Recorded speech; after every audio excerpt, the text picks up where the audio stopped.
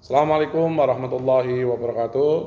Alhamdulillah pada hari ini kita masih bertemu dalam keadaan sehat walafiat, tetap Islam, iman dalam hati kita.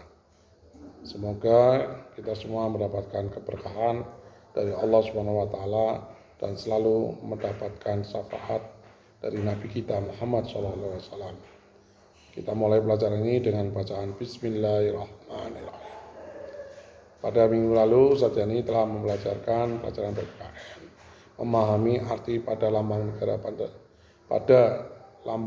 Garuda Pancasila, menceritakan arti gambar pada lambang negara Garuda Pancasila. Pancasila itu terdiri dari 5 sila. Yang pertama, apa anak-anakku? Ketuhanan yang Maha Esa. Yang kedua, kemanusiaan yang adil dan beradab. Yang ketiga, persatuan Indonesia.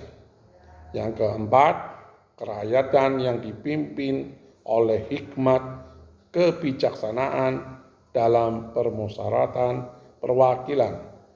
Yang kelima, keadilan sosial bagi seluruh rakyat Indonesia. Pada pagi hari ini, kalian bisa buka di halaman 6 tentang makna sila ketiga, persatuan Indonesia. Sila ketiga dilambangkan dengan lambang pohon beringin. Pohon beringin yang sangat teduh, akarnya sangat kuat, subur ya, untuk menjadi kuat sekali. Kenapa harus menjadi persatuan Indonesia? Karena Indonesia adalah negara kepulauan, terdiri dari Sabang sampai Merauke. Terdiri dari suku, bangsa, agama, semuanya ada di Indonesia.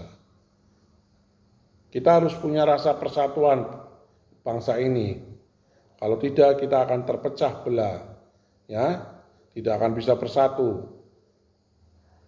Ustadz, bahasa kita persatuan apa, Ustadz? Bahasa persatuan kita adalah bahasa Indonesia. Sesuai dengan Sumpah Pemuda yang telah disebutkan di dalam Kongres Pemuda pada tanggal 28 Oktober 1928. Menjunjung bahasa persatuan, bahasa Indonesia. Coba kita bayangkan, andai kata ada orang Medan datang ke Tegal, bicara pakai bahasa Medan, yang diajak bicara adalah orang Tegal yang tidak memahami bahasa Medan, gimana? Tidak terjadi komunikasi.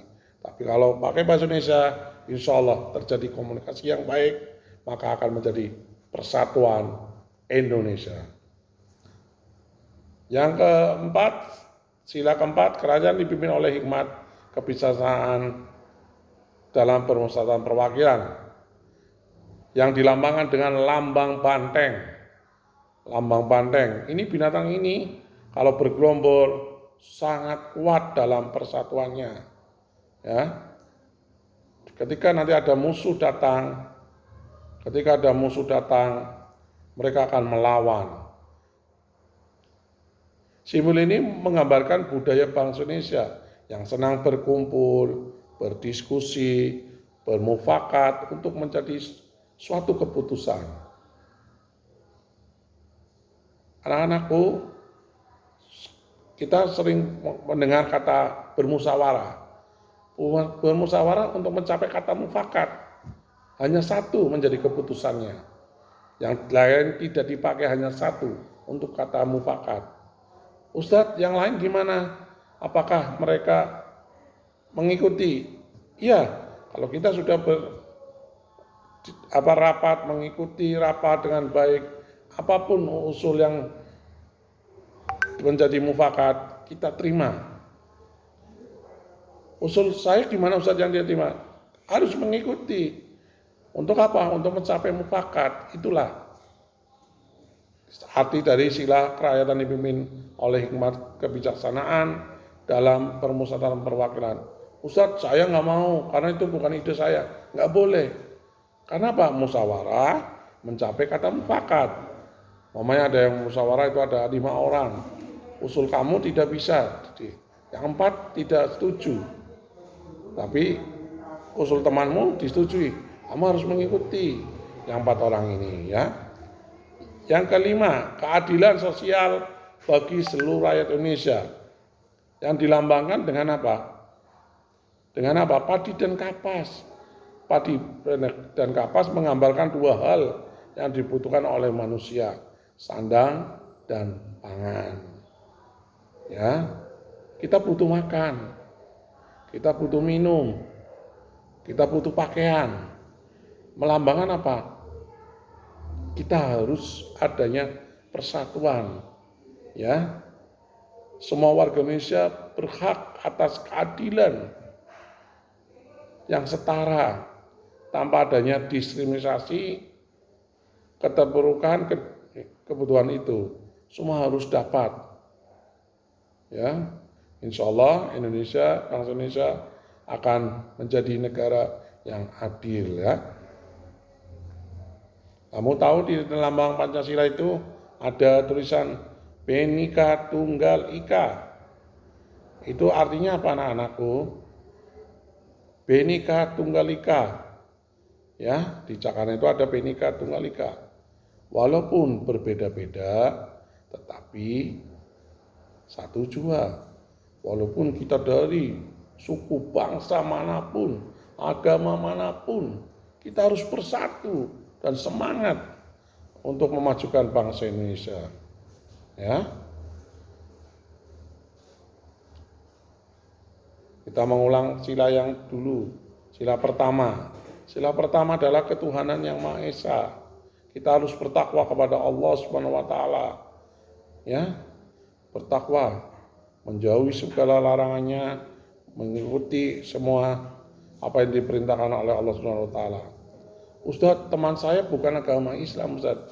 Kamu harus menghormati, tidak boleh tidak menghormati. Biarkan mereka ibadah dengan baik, kamu tidak boleh mengganggu ibadah mereka. Ya.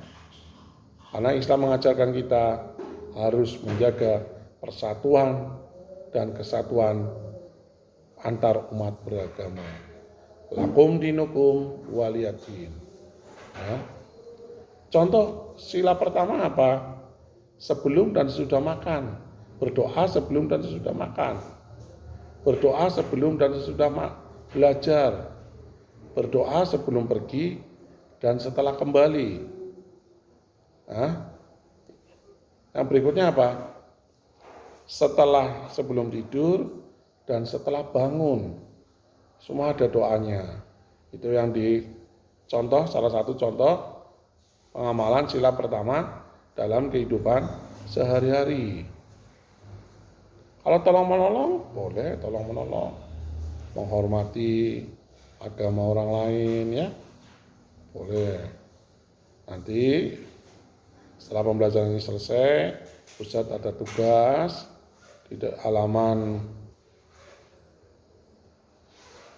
9. Itu ada tugas, kamu tulis di buku modulnya, di jawaban itu ditulis di modul dan nanti dikirim di MS Team. Tidak usah ke WA Ustadz ini, tapi masuk ke MS Team, foto, diupload ke sana. Nanti Ustadz nilai. Semoga anak-anakku kelas 3C dapat memahami pelajaran yang diberikan kali ini oleh Ustadz Yani tentang makna dari sila-sila Pancasila. Semoga Allah selalu ridho kepada kita setiap langkah kita dan semoga Allah memberikan keberkahan kepada kita. Terima kasih. Ustadz Yani akhiri. Alhamdulillahirabbil alamin. Assalamualaikum warahmatullahi wabarakatuh.